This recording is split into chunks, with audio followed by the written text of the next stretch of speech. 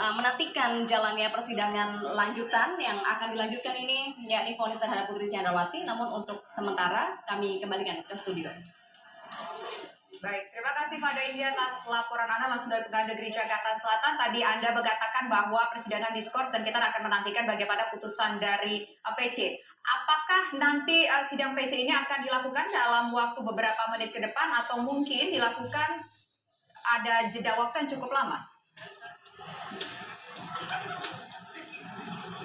Tadi pihak majelis hakim memang tidak perinci kapan ini persidangan pembacaan putusan atau vonis terhadap Putri Chandrawati akan disampaikan. Namun jika kita berkaca pada persidangan-persidangan sebelumnya di Pengadilan Negeri Jakarta Selatan, memang skorsnya ini tidak akan terlalu lama begitu.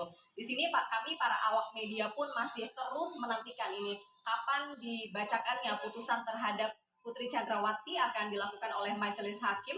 Dan nanti pun sebelum majelis hakim ini akan membacakan vonis atau putusan terhadap Putri Chandrawati, nanti kita juga akan menyimak bersama poin-poin apa saja ini yang akan menjadi pertimbangan dari majelis hakim untuk memberikan vonis atau putusan terhadap Putri Chandrawati. Putri Chandrawati sebelumnya dituntut 8 tahun penjara oleh pihak jaksa penuntut umum. Tadi pihak keluarga juga menyampaikan harapannya terhadap putusan nanti dari majelis hakim kepada Putri Chandrawati. Kalau pihak keluarga sendiri tadi mengatakan yang diwakili oleh Ibu Rosti Simanjuntak bahwa harapannya Putri Chandrawati ini dihukum setidaknya 2 kali lebih berat dibandingkan dengan tuntutan dari JPU, yakni jika tuntutannya adalah 8 tahun penjara, pihak keluarga berharap tuntutan atau putusan maksud kami atau vonis dari Putri Chandrawati ini setidaknya adalah 16 tahun penjara. Namun segalanya tentunya kita akan serahkan kepada majelis hakim, apakah majelis hakim akan juga memberikan hukuman lebih berat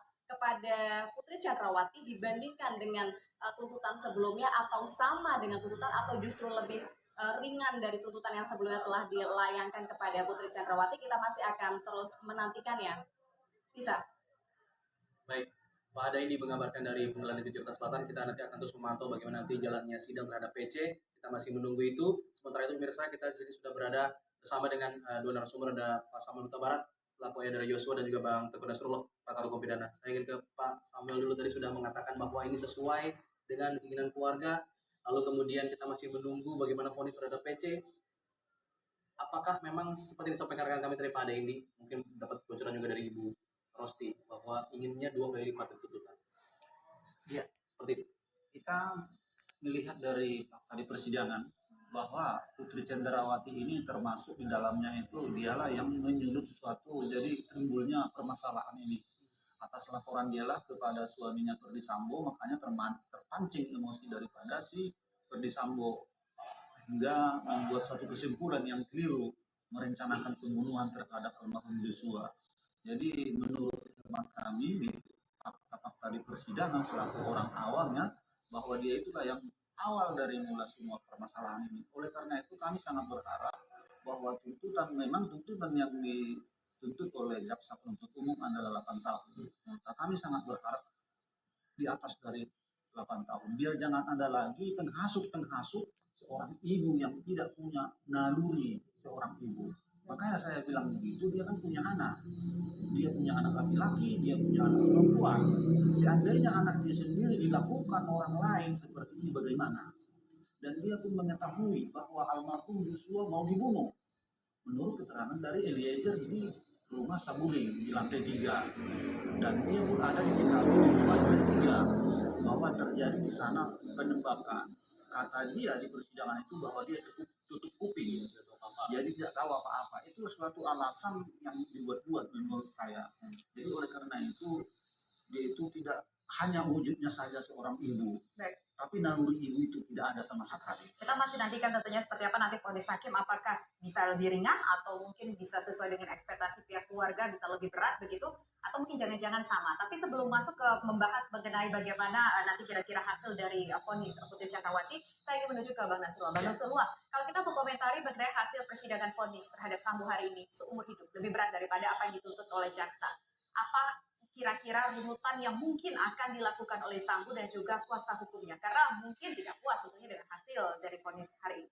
Tadi waktu kami istirahat ketika pertimbangan hukum sedang dibacakan oleh majelis hakim, saya sudah sampaikan kepada Pak Samuel, saya ucapkan selamat, bahkan Pak Samuel selamat, hakim akan menjatuhkan putusan menyatakan terbukti pembunuhan berencana. Tinggal kita nunggu nanti penjatuhan pidananya, apakah mati, seumur hidup, atau 20 tahun. Tapi itu menyangkut rasa keadilan hakim. Kita nggak bisa perdebatkan poin itu ya. Kita hanya bisa merasakan adil atau tidak versi kita. Tapi Bapak saya mengatakan Bapak sudah harus puas bahwa pembuktian terhadap pembunuhan berencana sempurna terbukti di kacamata hakim. Tadi saya sampaikan kepada Samuel. Nah, kemudian yang sebelum saya bicarakan upaya hukum, yang perlu saya ingatkan, saya takut nanti lupa, ini perlu ada pengawalan dan pengamanan yang ketat terhadap majelis hakim. Ya, kita tidak ingin lagi mendengar cerita-cerita terjadi hal-hal yang tidak sepatutnya dilakukan kepada majelis hakim oleh pihak-pihak yang tidak kuat. Keselamatan majelis hakim maksudnya. Keselamatan, pengawalan demi keselamatan majelis hakim. Ya. Secara fisik kita pernah melihat sebelumnya bahwa ketika orang tidak puas dengan putusan majelis hakim, ada yang sampai dibunuh. Ya. Nah, ini kita jaga benar.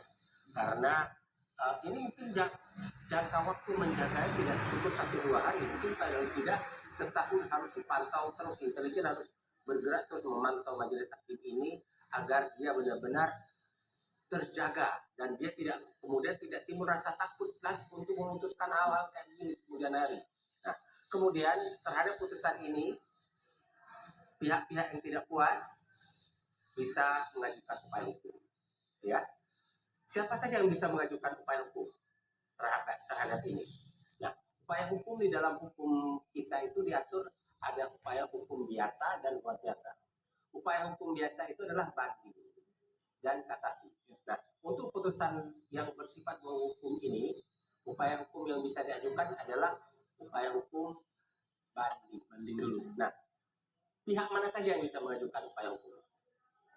Hanya 2 pihak yang ada di persidangan, yaitu jaksa penuntut umum dan terdakwa. Ya. Nah, dalam kasus ini ternyata saya melihat dua-duanya bisa mengajukan upaya hukum banding. Pertama kita lihat dari sudut kacamata jaksa penuntut umum, ya, karena dihukum melebihi yang dia tuntut, boleh berhak bisa saja dia mengajukan. Tapi saya rasa jaksa penuntut umum pun sudah sepakat bahwa kasus ini terbukti secara sempurna pembunuhan berencana. Saya yakin seyakin-yakinnya bahwa jaksa penuntut umum tidak banding karena putusan melebihi yang dituntut. Ya, Penting tadi tujuan yang terbukti ya. tadi ya. Yang kedua adalah terpidana. Nah, terdakwa maksud saya, dia dapat mengajukan upaya hukum banding dalam waktu 7 hari setelah putusan diucapkan. Jadi 7 hari dihitung besok. Besok itu tanggal berapa? 14, 15, 16, 17, 18, 19, 20. Tanggal 20 itu paling telat dia mengajukan upaya hukum banding. Jika tidak diajukan upaya hukum banding, maka putusan tersebut berkekuatan hukum tetap di tanggal 20. Jadi kita pantau-pantau saja. Nanti tim TV One memantau di Pengadilan Negeri Jakarta Pusat, ada nggak pernyataan mengajukan upaya banding oleh terdakwa Ferdi Sambo ini. Nah, saya ingin mengkritisi sebuah sistem peradilan. Sebenarnya, ya, yang korban kan putranya Pak Samuel. Ya. Seandainya diputus penjara 20 tahun terhadap Sambo, jaksa menuntut hanya 20 tahun misalnya, diputus 20 tahun, keluarga korban tidak puas dengan itu. Adakah ruang bagi keluarga korban untuk melawan putusan itu? Itulah yang kita sayangkan, sistem peradilan di dunia ini tidak ada yang mengakomodir rasa keadilan korban. Satu-satunya yang saya sudah minta mahasiswa-mahasiswa saya di UI melakukan penelitian, sistem peradilan apa yang ada mengakomodir rasa keadilan korban atau keluarga korban. tidak semua dititipkan kepada jaksa penuntut umum. Seolah-olah jaksa penuntut umum ini sudah mewakili kepentingan umum, mewakili kepentingan negara, mewakili juga kepentingan korban. Padahal korban tidak merasa puas dengan putusan itu. Oke. Yang ada adalah dari hasil penelitian itu adalah sistem peradilan Islam. Sistem peradilan pidana Islam mengakomodir kepentingan korban. Baik, nanti kita akan lebih mendetail lagi mengenai vonis Sambo ini ya, Mas Samuel juga Bang Nasrullah. Kita jeda dulu, kami kembali sesaat lagi.